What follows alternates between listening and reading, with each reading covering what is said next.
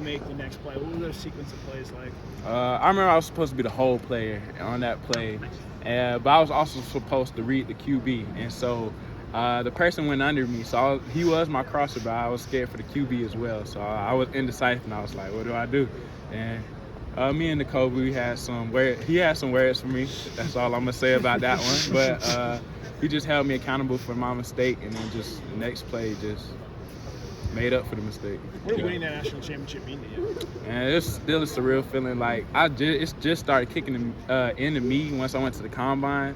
I still trying to kick in because like we just been busy hitting one thing after another. But just knowing it's been like 41 years. And all the hard work we put in to get to this point is just really amazing. And how did Coach Schumann, you came in sort of outside linebacker, edge rusher at times in high school, making that transition to inside linebacker. How did he help you grow into that role as an inside linebacker? It's not going to get drafted next month's NFL draft and becoming the player in person that you've become. Man, I give Coach Schumann all the thanks in the world. Like he said, I was an edge rusher. I ain't know no signal. Being a signal caller, didn't know any coverages for real. Just coming in, I was really raw. Didn't know anything. So Coach Schumann just really took time with me, got extra meeting in, had to take some initiative myself, getting extra meeting time with him. And I literally took me from the basics all the way to where we are at now. So, yeah.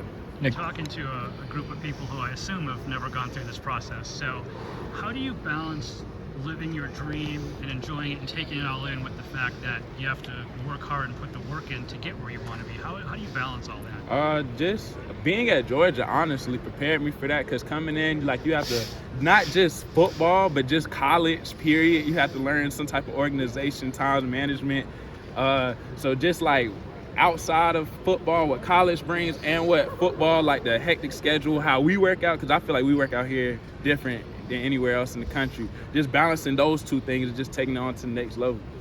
N'Kobe said he wouldn't have got on you like he did if he did not know you as well as he did on that play in the championship. Oh yeah, I ain't sweating it. Yeah, me and N'Kobe, we brothers. Me, him, and Quay. They're really the whole front seven. So like, if he yell at me, like, it is what it is. Like, he yelling at me for a reason. He knows my why I'm doing it. And I know his why. So at the end of the day, have you guys thought about this? Probably the last time you're gonna be on the field together, on one field together. He hasn't kicked in yet, but it's gonna be a sad day. It's gonna be bittersweet though. I see him on the other side. We talking trash to each other. So what is your why? What is your why? My why is my family. Specifically, I think about my little brother and sister. I want to be a role model for them when they come over there. So like, anytime I think about quitting, I want to say like first time I came here for fall camp, I caught a full body cramp. I was looking at the ceiling and I was like, Lord, what do you? I gotta do this for 4 more years. So just taking the time, thinking about them and like trying to set an example for them is just really my why. And what are you going to be doing in these next couple of weeks leading up to the draft? Just working out, preparing, doing more interviews and meetings. How are they going today? What teams are you talking to? I talked to the Giants today. I was on the team I talked to today. I talked to the Patriots yesterday. I talked to a couple of teams, but those are the two I talked to recently. That whole process of talking to teams and trying to figure out who's interested and who's not, how do you handle all of that? I just try to zone in. I try to make every interview like my last interview. So regardless of who I'm talking to, I'm trying to make the best impression I can. So it's this team. I'm looking up everything about that team, what they run, 4-3, 3-4, 4-2-5. What did they do? It's okay. Focus on that next one.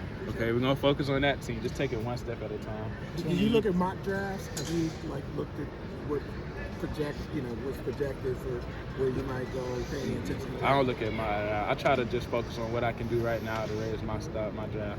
Yeah, that would kind of drive you a little crazy, wouldn't it? Yeah, it's like what we call rat poison here at Georgia. So like, you ain't really worried about any of that. Shannon, you talk about taking it one step at a time. That's kind of what Coach Smart has preached all along. How much do you think those principles that he instilled have prepared you for the draft? Just coming in.